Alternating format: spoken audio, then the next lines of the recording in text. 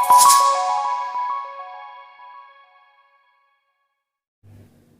बच्चों, most welcome. बहुत बहुत स्वागत है आपका मेरे YouTube channel maths by Anjay sir में। आज आपको मैं एक नया टॉपिक अर्थमेटिक प्रोग्रेशन, इसको हम लोग शॉर्ट में एपी भी बोलते हैं, वो पढ़ाने वाले हैं। तो देखो, पहले तो ये समझते हैं कि एपी अर्थमेटिक प्रोग्रेशन होता क्या है।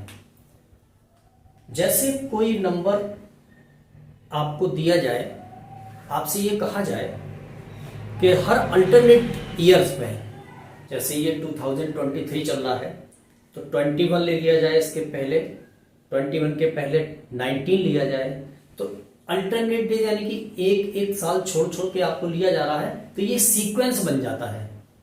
जैसे हम ही लोग देखते हैं कि हम लोगों को कुछ नंबर्स लिखने हैं।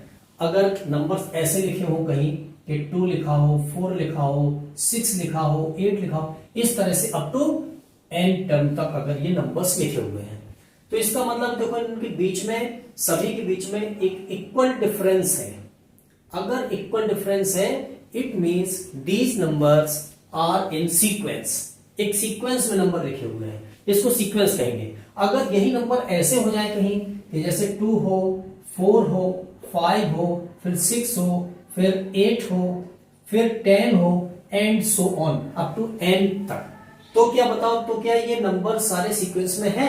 नहीं, क्योंकि देखो एक नंबर ये बीच में आ गया, इसके बीच में डिफरेंस 1 है, इसके बीच में 1 है, और इसके बीच में 2 है, तो ये सीक्वेंस में नंबर नहीं है। ठीक है, तो ये जो है ये सीक्वेंस में नहीं है, क्योंकि देखो यहां से यहां के बीच में जो डिफरेंस है वो बच्चों 2 का है, और यहां से यहां के बीच में डिफरेंस 1 का है, यहां से यहां पे भी 1 का डिफरेंस है, यहां 2 का हो गया। तो यानी कि अगर डिफरेंस इनके बीच में अलग अलग है, तो इसका मतलब है it means these are not in sequence, ये सीक्वेंस में नहीं है।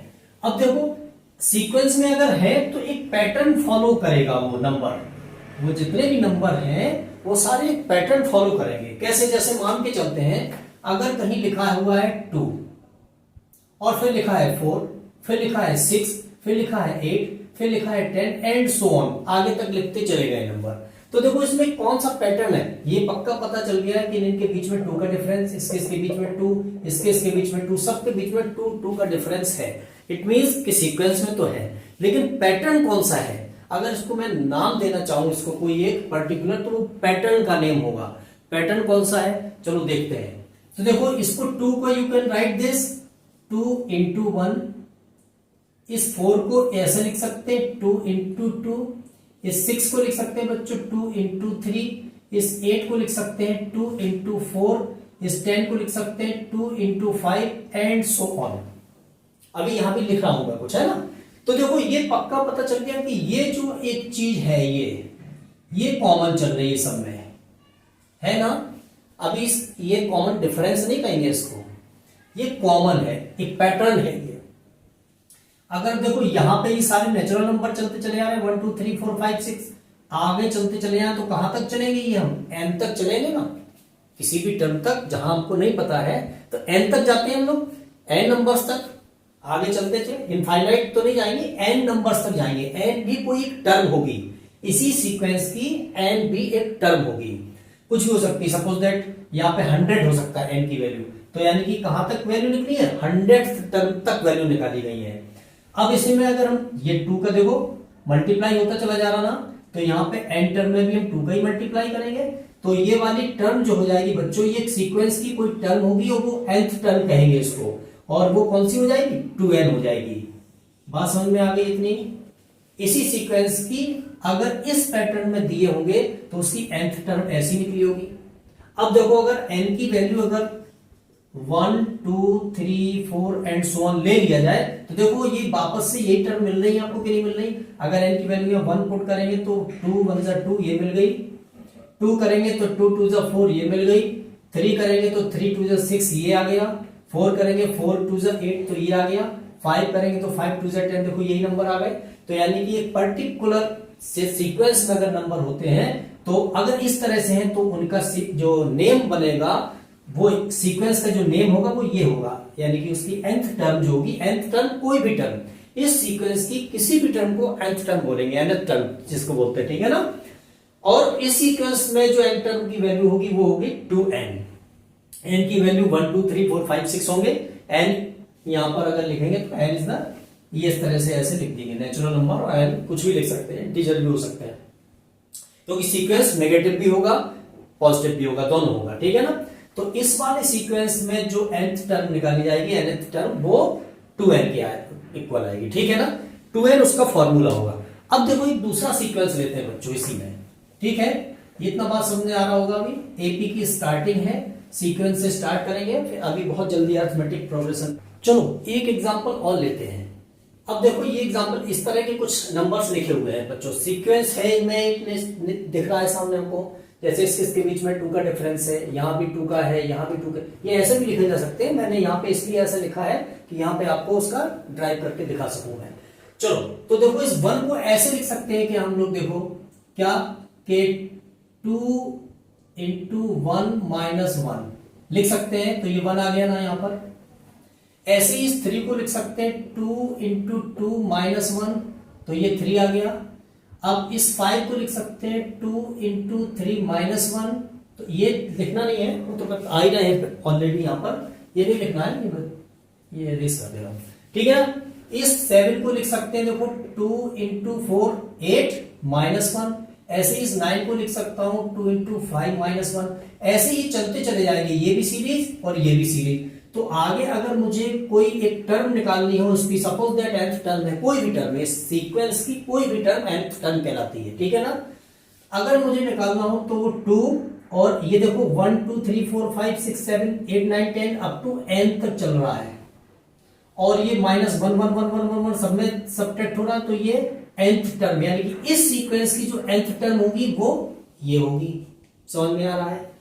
इस पैटर्न से हमको ये समझ में आया कि किसी भी सीक्वेंस की अगर nth टर्म गिवन हो, nth टर्म जिसको बोलते हैं हम लोग, ठीक है ना, तो उससे हम ये सीक्वेंस निकाल सकते हैं, सीरीज निकाल सकते हैं।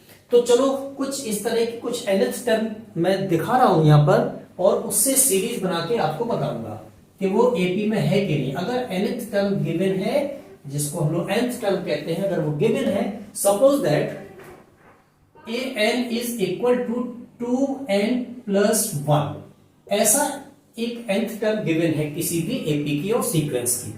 अब इससे हमको वो एपी फाइंड करना है या सीक्वेंस निकालना है। तो सीक्वेंस कैसे निकालेंगे, कौन कौन से नंबर होंगे? कुछ नहीं बच्चों, बहुत सिंपल है, केवल आपको n is equal to 1 2 3 4 5 and so on रखते चले जाइए, सीक्वेंस आ जाएगा। ये एक क्वेश्चन जरूर कवर करता है एग्जाम, ऐसा मैंने देखा है कई बार। तो आपको बच्चों यहाँ पे रखना है, देखो तो पहली टर्म जो होगी उसको हम किससे डिनोट करेंगे, a1 से, सेकंड टर्म होगी उसको a2 से, थर्ड को a3 से, फोर्थ को a4 से, ऐसे ही करते चले जाएंगे हम लोग, और nth टर्म को an से। तो देखो a1 में यानी कि n की जगह 1 रखना है बच्चों यहाँ पे, तो 2 into 1 plus 1 is equal to 3, 2 1 2 और 1 3।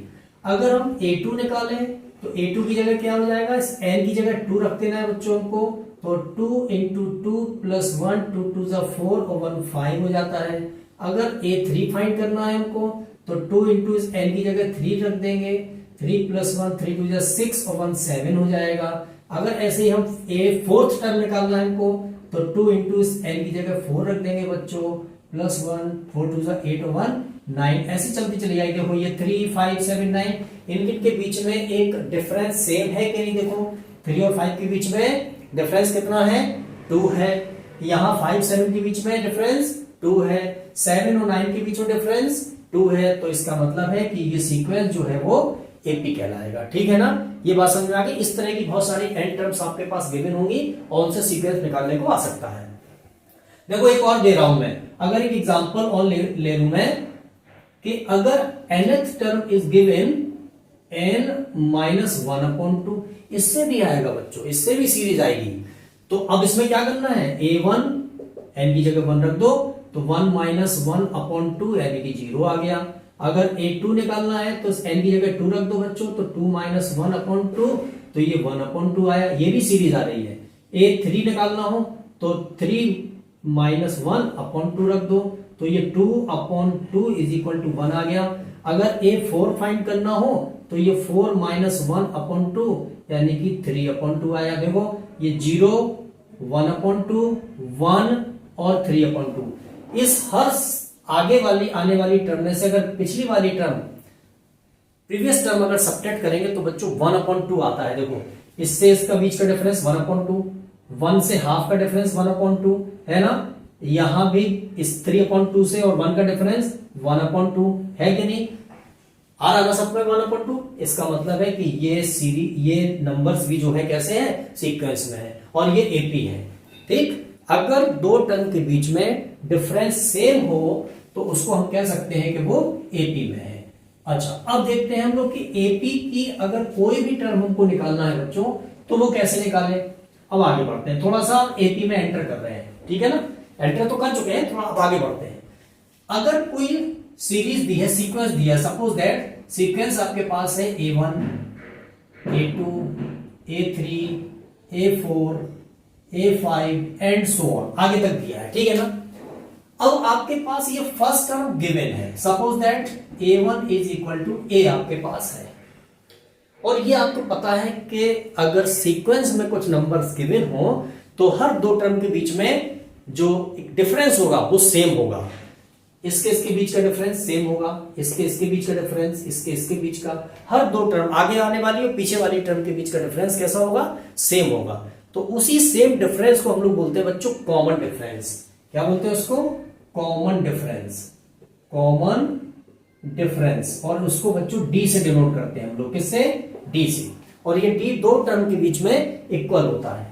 अब आगे बढ़ते हैं तो हम देखते हैं कि अगर पहली टर्म ए ले लें, कोई भी टर्म तो होगी ना, पहली सीक्वेंस से तो पहली टर्म होगी कोई ना कोई।